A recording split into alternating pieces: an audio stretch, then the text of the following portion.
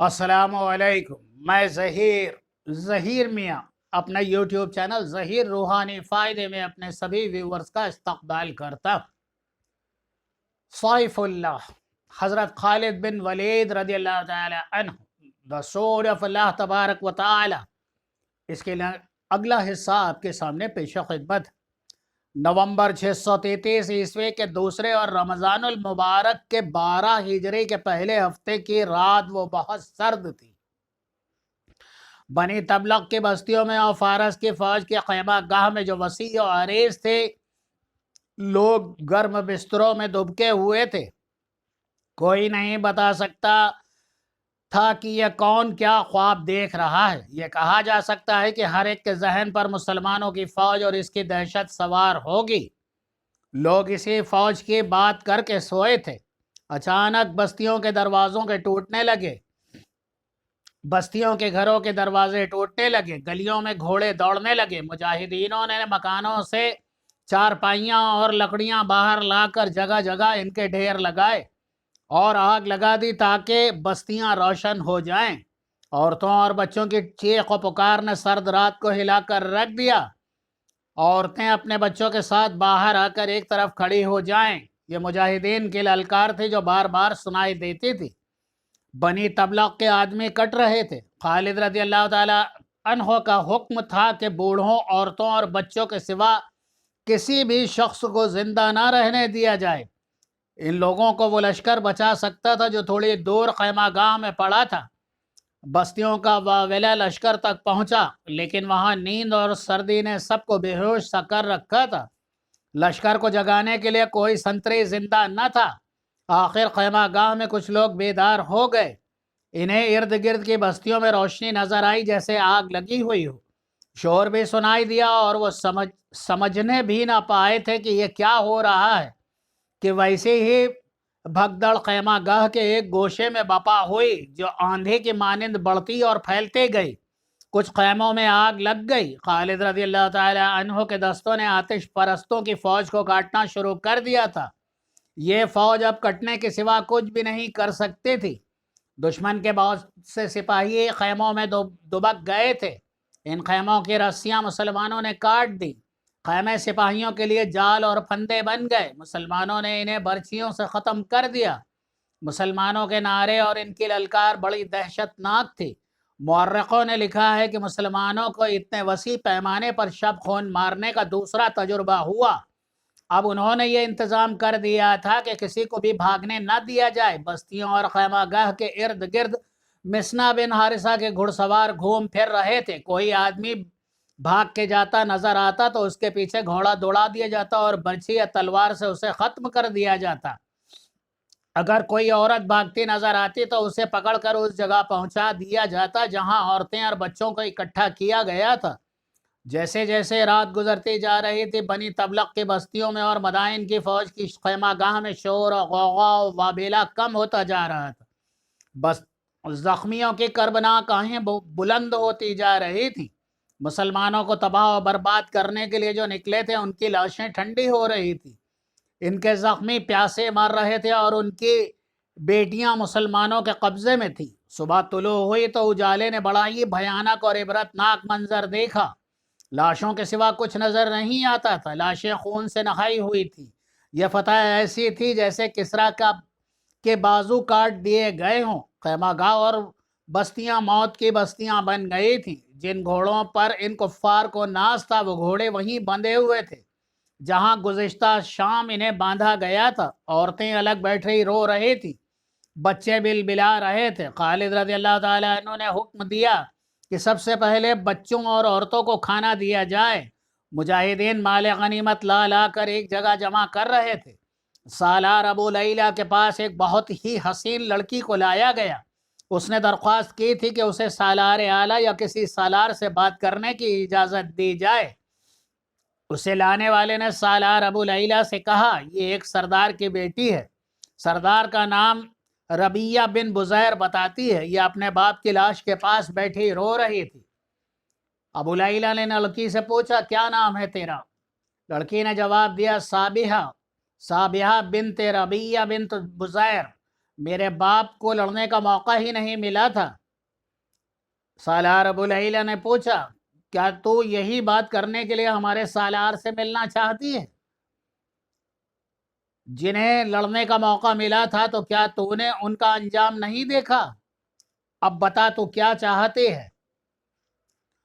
تم لوگ مجھے اجازت نہیں دو گے کہ میں لاشوں میں ایک آدمی کی لاش ڈھونڈ لوں، اس کا نام بلال بن ابی عقا تھا۔ کیا جلی ہوئی لکڑیوں کے انبار میں کسی ایک کی خاص درخت کی لکڑی کو تو ڈھونڈ لے گی؟ ابو لیلہ نے پوچھا، تو اسے ڈھونڈ کر کیا کرے گی؟ زندہ ہے تو ہمارا قیدی ہوگا، اور اگر مر گیا تو تیرے کس کام کا؟ صابیہ نے سالار ابو لیلہ کو وہ گفتگو سنائی جو اس کے اور بلال بن عقا کے درمیان ہوئی تھی، اور کہا کہ وہ دیکھنا چاہتی ہے کہ وہ زندہ ہے یا مارا گیا۔ مسلمان سالاروں نے چند عیسائیوں کو اس مقصد کے لیے زندہ پکڑ لیا تھا کہ ان کے علاقے کے لوگوں کے متعلق معلومات اور جنگی اہمیت کی معلومات حاصل کی جائے۔ ابو لیلہ کے حکم سے ایسے 2-3 آدمیوں کو بلا کر بلال بن ابی عقا کے متعلق پوچھا۔ ایک عیسائی نے بتایا، وہ 2-3 روز پہلے تک وہ یہیں تھا، وہ زومیل چلا گیا ہے۔ ابو لیلہ نے پوچھا، کیا اسے وہاں ہونا چاہیے تھا یا نہیں؟ عیسائی نے بتایا، وہ قبیلے کے سردار کا بیٹا ہے، وہ کسی کے حکم کا پابند نہیں، وہ حکم دینے والوں میں سے ہے۔ کیا وہ اپنے باپ کے خون کا انتقام لینے آیا ہے؟ اس نے کئی بار کہا تھا کہ وہ ابن ولید سے اپنے باپ کے خون کا انتقام لے گا، دوسرے عیسائی نے جواب دیا۔ ابو لیلہ نے صابیہ سے پوچھا، اب بتا لڑکے۔ صابیہ نے کہا، میں تمہاری قیدی ہوں، میرے ساتھ لونڈیوں اور باندیوں جیسا سلوک کرو گے تو میں تمہیں روک نہ سکوں گی۔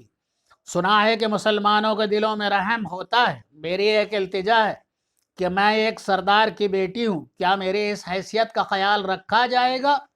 ابو لیلہ نے کہا، اسلام میں انسانوں کو درجوں میں تقسیم نہیں کیا جاتا، ہم اس شخص کو بھی اپنا سردار بنا لیا کرتے ہیں جس کے آباء و اجداد کبھی خواب میں بھی سرداری کے خواب نہیں دیکھتے تھے۔ ہم صرف یہ دیکھتے ہیں کہ وہ سرداری کا اہل ہے اور اس کا اخلاق بہت اونچا اور پاک ہے، اس کو اپنی ذات کا کوئی لالچ تو نہیں۔ پریشان نہ ہو لڑکی، تو خوبصورت ہے، ایسا نہیں ہوگا کہ تجھے جو چاہے گا اپنا کھلونا بنا لے گا، کوئی ہمت والا تیرے ساتھ شادی کر لے گا۔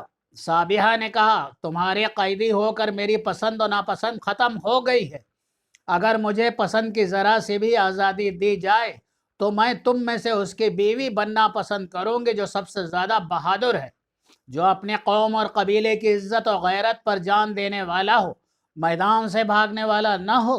عورت کا مذہب وہی ہوتا ہے جو اس کے شوہر کا مذہب ہوتا ہے، کیونکہ وہ اس کی ملکیت میں اس کو دیا جاتا ہے، لیکن عقیدے دلوں میں ہوتے ہیں۔ عورت کے جسم کو ملکیت میں لے سکتے ہو، لیکن اس کے دل کا کوئی مالک نہیں بن سکتا۔ میں وعدہ کرتی ہوں کہ مجھے کوئی مضبوط دل والا اور قبیلے کی غیرت پر دشمن کا خون بہانے والا اور اپنا سر کٹوانے والا آدمی مل جائے تو میں اپنا دل اور اپنے عقیدے اس پر قربان کر دوں گی۔ ابو لیلہ نے کہا، خدا کی قسم تو غیرت اور عقل والی لڑکی ہے، میں وعدہ کرتا ہوں کہ تو نے بلال بن ابی عقا سے جو وعدہ کیا تھا وہ میں پورا کروں گا، شرط یہ ہے کہ وہ اپنا وعدہ پورا کرے، وہ ہمارے سالار اعلیٰ خالد بن ولید کو اپنے ہاتھوں سے قتل کر دے، لیکن بنت ربیہ ابن ولید کے سر پر اللہ تبارک و تعالیٰ کا ہاتھ ہے، اسے رسول اللہ صلی اللہ علیہ وآلہ وسلم نے اللہ کی تلوار کہا ہے۔ زومیل میں بلال کے ساتھ ہماری ملاقات ہوگی، کیا میں اپنے گھر میں رہ سکتی ہوں؟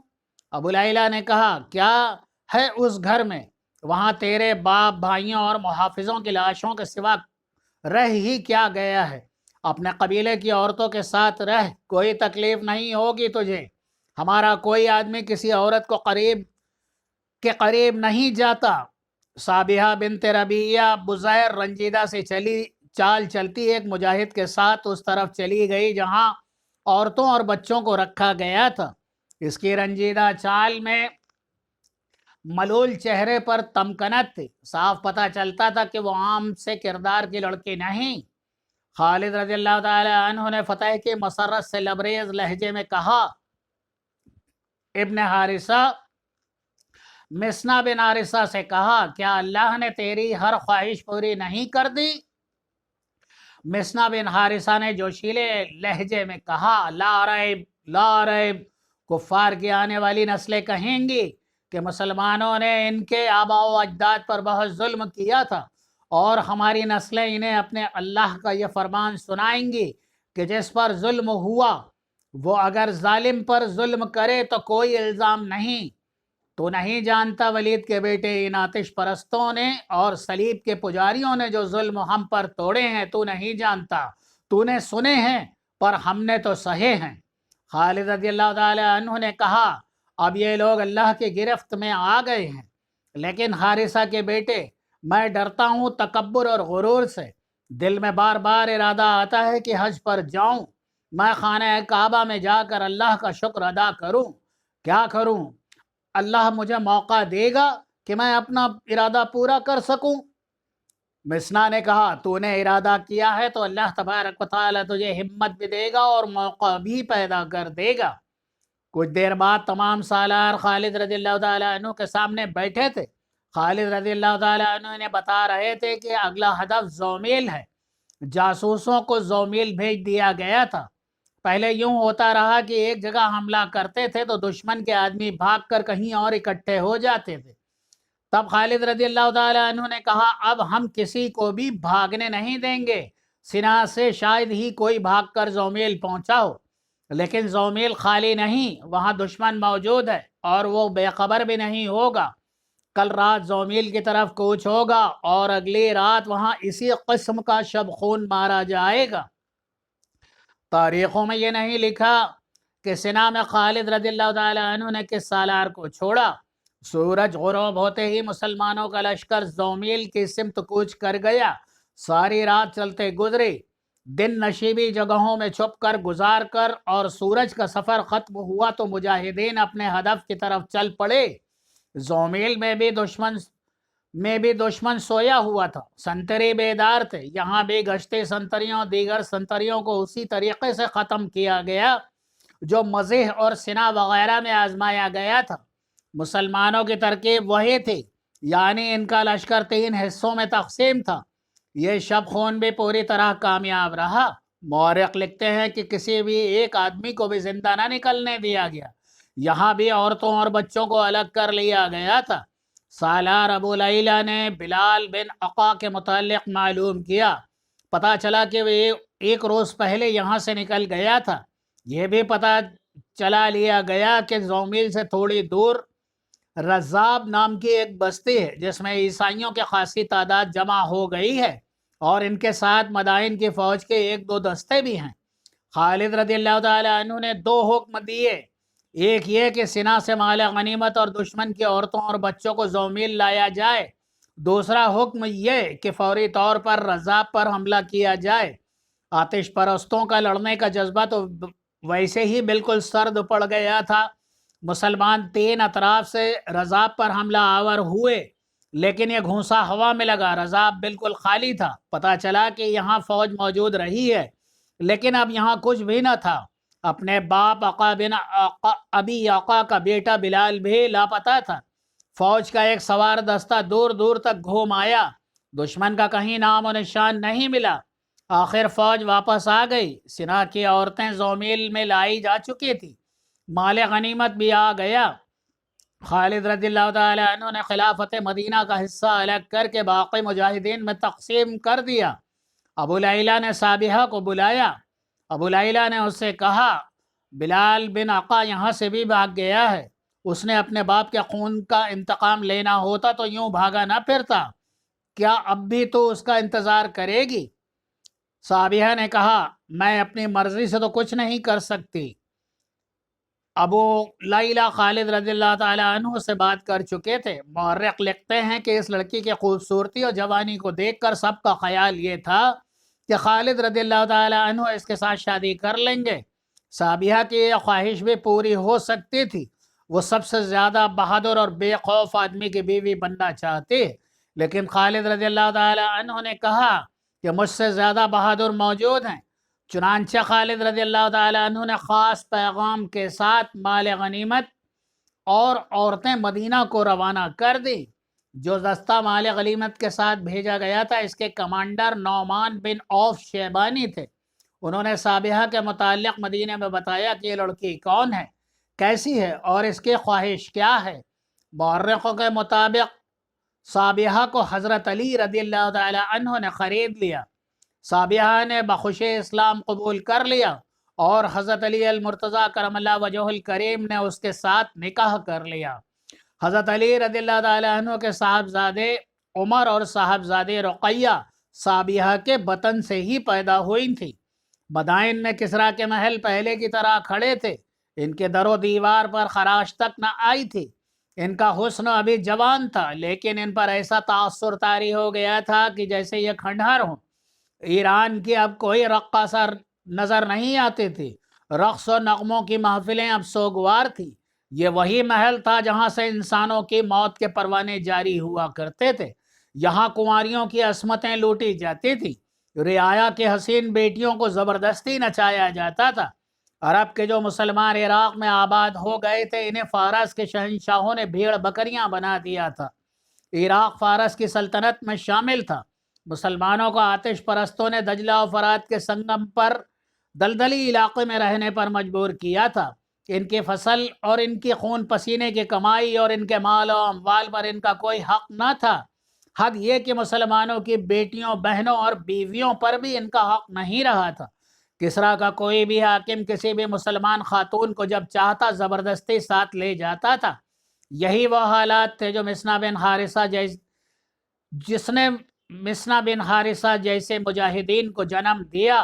مسنا بن حارثہ کو پکڑ کر قتل کر دینے کا حکم انہی محلات میں سے جاری ہوا تھا۔ اب ان محلات میں یہ خبر پہنچی کہ مدینے کے مسلمانوں کا لشکر فارس کی سرحد میں داخل ہو گیا ہے، تو یہاں سے فرعونوں جیسی آواز اٹھی تھی کہ عرب کے ان بدوؤں کی یہ جرات کیسے ہوئی۔ تھوڑا ہی عرصہ گزرا تھا کہ فرعونوں کے اس محلات میں موت کا سناٹا طاری تھا۔ ان کا کوئی سالار مسلمانوں کے سامنے نہیں ٹھہر سکتا تھا۔ نامی سالار مارے گئے تھے، جو بچ گئے تھے وہ بھاگے بھاگے پھر رہے تھے۔ اب کسریٰ کے محلات سے بار بار یہی آواز اٹھتے تھے کہ مدائن کو بچاؤ، مدائن کو بچاؤ۔ یہ آواز ہارے ہوئے سالاروں کی تھی۔ مدائن مسلمانوں کا قبرستان بنے گا، وہ مدائن تک آنے کی جرات نہیں کریں گے۔ کسریٰ کا جانشین کہہ رہا تھا، کیا تم اب بھی اپنے آپ کو دھوکے میں رکھے ہو؟ کیا وہ مدائن تک آنے کی جرات نہیں کریں گے جنہوں نے چند دنوں میں 4 میدان اس طرح مار لیے کہ ہماری تجربہ کار فوج کو ختم کر ڈالا ہے؟ ہماری فوج میں رہی کیا گیا ہے؟ ڈرے ہوئے شکستہ خوردہ سالار اور اناڑی نوجوان سپاہی، کیا کوئی عیسائی زندہ رہ گیا ہے؟ مدائن کو بچاؤ۔ خالد رضی اللہ تعالی عنہ کی منزل مدائن ہی تھی۔ مدائن فارس کی شہنشاہی کا دل تھا، لیکن مدائن پر شب خون نہیں مارا جا سکتا تھا۔ خالد رضی اللہ تعالی عنہ جانتے تھے کہ مدائن کو بچانے کے لیے کسریٰ ساری جنگی طاقت داؤں پر لگا دیں گے، اور خالد رضی اللہ تعالی عنہ یہ بھی جانتے تھے کہ غیر مسلموں خصوصاً عیسائیوں کے چھوٹے چھوٹے قبیلے ہیں جو کسی لڑائی میں شریک نہیں ہوئے۔ خطرہ تھا کہ یہ آتش پرست ان قبیلوں کو اپنے ساتھ ملا لیں گے اور مدائن کے ارد گرد انسانوں کی ایک بڑی مضبوط دیوار کھڑی ہو جائے گی۔ اس خطرے سے نپٹنے کے لیے ضروری تھا کہ ان قبیلوں کو اپنا وفادار بنا لیا جائے۔ اس مقصد کے لیے خالد رضی اللہ تعالی عنہ نے اپنے ایلچی مختلف قبیلوں کے سرداروں سے ملنے کے لیے روانہ کر دیے، صرف یہ دیکھنے کے لیے کہ یہ لوگ سوچتے کیا ہیں اور ان کا رجحان کیا ہے۔ ایک جاسوس نے خالد رضی اللہ تعالی عنہ کو تفصیلی اطلاع دی، ان قبیلوں پر ہماری داغ بیٹھی ہوئی ہے، وہ اپنی عورتوں اور اموال کے لیے پریشان ہیں، انہیں کسریٰ پر بھروسہ نہیں رہا۔ ایک ایلچی نے آ کر بتایا، اور وہ نوشیرواں عادل کے دور کو یاد کرتے ہیں۔ وہ مدائن کے خاطر لڑنے پر آمادہ نہیں۔ انہیں معلوم ہو گیا ہے کہ بنی تبلغ، بنی نمر اور بنی عیاد جیسے بڑے اور جنگجو قبیلوں کا کیا انجام ہوا ہے۔ ایک اور ایلچی نے بتایا وہ اطاعت قبول کرنے کے لیے تیار ہیں، بشرطے یہ کہ ان کے ساتھ انصاف کیا جائے اور محصولات کے لیے انہیں مفلس و کنگال نہ کر دیا جائے۔ خالد رضی اللہ تعالیٰ عنہ نے کہا اللہ کی قسم وہ جو مانگیں گے ہم انہیں دیں گے، کیا کسی نے انہیں یہ نہیں بتایا کہ ہم زمین پر قبضہ کرنے اور یہاں کے انسانوں کو غلام بنانے نہیں آئے؟ بلاؤ ان کے سرداروں کو بلاؤ۔ ایک دو مورخوں نے لکھا ہے کہ خالد رضی اللہ تعالیٰ عنہ نے عراق کے طول و عرض میں جگہ جگہ حملے کر کے اور شب خون مار کر تمام قبیلوں کو اپنا مطیع بنا لیا تھا۔ یہ صحیح نہیں ہے۔ حقیقت یہ ہے جو زیادہ تر مورخوں نے بیان کی ہے کہ خالد رضی اللہ تعالیٰ عنہ نے دوستی کا ہاتھ بڑھا کر ان قبیلوں کو اپنا اتحادی بنا لیا تھا۔ ان کے اطاعت قبول کرنے میں خالد رضی اللہ تعالیٰ عنہ کی دہشت بھی شامل تھی۔ یہ خبر صحرا کی آندھی کی طرح تمام تر جگہوں میں پہنچ گئی کہ مسلمانوں میں کوئی ایسی طاقت ہے جس کے سامنے دنیا کی کوئی بڑی سے بڑی فوج بھی نہیں ٹھہر سکتے۔ ایرانیوں کے متعلق بھی انہیں معلوم ہو گیا تھا کہ ہر میدان میں انہوں نے مسلمانوں سے شکست کھائی ہے، عیسائیوں کو آگے کر کے خود بھاگ جاتے ہیں۔ اس کے علاوہ ایران کے بادشاہوں اور ان کے حاکموں نے انہیں زر خرید غلام بنائے رکھا اور ان کے حقوق میں غصب کیے تھے۔ خالد رضی اللہ تعالیٰ عنہ نے ان کے ساتھ دوستی کے معاہدے کر کے ان سے اطاعت بھی قبول کروا لی اور انہیں اعمال مقرر کر کے محصولات وغیرہ کی فراہمی کا بندوبست بھی کرا دیا۔ انہیں مذہبی فرائض کی آزادی میں پوری آزادی تھی۔ ان لوگوں نے یہ بھی دیکھ لیا کہ مسلمان ان کے خوبصورت عورتوں کی طرح آنکھ اٹھا کر بھی نہیں دیکھتے۔ خالد رضی اللہ تعالیٰ عنہ نے ان کے ساتھ معاہدے میں یہ بھی شامل کیا کہ مسلمان ان کی حفاظت کے ذمہ دار ہیں۔ ایک قبیلے کے بوڑھے سردار نے کہا، خالد رضی اللہ تعالیٰ عنہ سے کہا، ولید کے بیٹے نوشیروان عادل کے دور میں ہی ایسا ہی انصاف تھا، یہ ہمیں بڑی مدت کے بعد نصیب ہوا ہے۔ خالد رضی اللہ تعالیٰ عنہ نے دریائے فرات کے ساتھ ساتھ شمال کی طرف پیش قدمی شروع کرا دی۔ آگے عراق فارس کے زیر نوئی کی سرحد ختم ہوتی اور رومیوں کی سلطنت شروع ہوتی تھی۔ شام پر رومیوں کا قبضہ تھا۔ خالد رضی اللہ تعالیٰ عنہ نے بڑے خطرے مول لیے تھے، مگر یہ خطرہ جس میں وہ جا رہے تھے سب سے بڑا تھا اور مسلمانوں کی فتوحات پر پانی پھیر سکتا تھا۔ یوں معلوم ہوتا تھا جیسے یکے بعد دیگرے اتنی زیادہ فتوحات نے خالد رضی اللہ تعالیٰ عنہ کا دماغ خراب کر دیا ہے، لیکن ایسا نہیں تھا۔ مورخوں نے لکھا ہے کہ خالد رضی اللہ تعالیٰ عنہ حقائق کا جائزہ لے کر سوچتے تھے، ان کا کوئی بھی قدم بنا سوچے سمجھے نہیں اٹھتا۔ خدا کی قسم ہم نے مدینے کو درتشت کے پجاریوں سے محفوظ کر لیا ہے۔ خالد رضی اللہ تعالیٰ عنہ نے اپنے سالاروں سے کہا، اب ایسا خطرہ نہیں رہا کہ مرکز پر حملہ کریں گے۔ کیا یہ اللہ کا کرم نہیں کہ فارسیوں کا اب اپنے مرکز کا غم لگ گیا ہے؟ سالار قعقاع بن عمرو نے کہا، وہ اب عرب کی طرف دیکھنے سے بھی ڈریں گے۔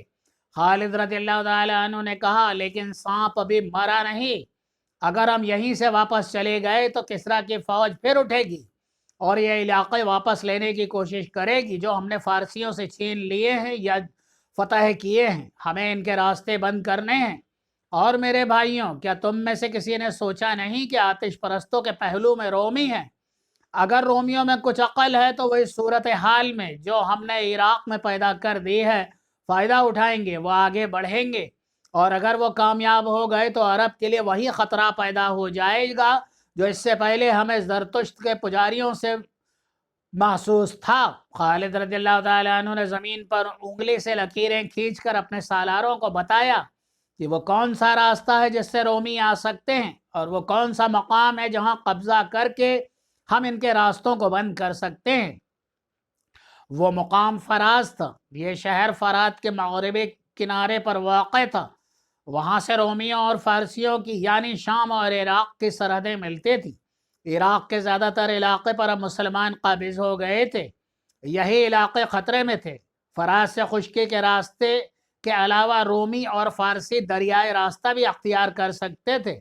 مشہور یورپین مورخ لین پول اور ہینری اسمتھ جو جنگی امور پر زیادہ نظر رکھتا تھا لکھتا ہے کہ خالد رضی اللہ تعالیٰ عنہ نہ صرف میدان جنگ میں دشمن کو غیر متوقع چالیں چل کر شکست دینے کی اہلیت رکھتے تھے بلکہ جنگی تدبر بھی ان میں موجود تھا۔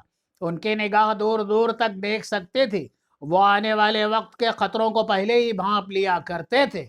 خالد رضی اللہ تعالیٰ عنہ جب فراز کی طرف کوچ کر رہے تھے اس وقت ایک خطرے سے وہ آگاہ نہیں تھے، وہ نہیں جانتے تھے کہ دشمن فوجوں کے درمیان آ جائیں گے۔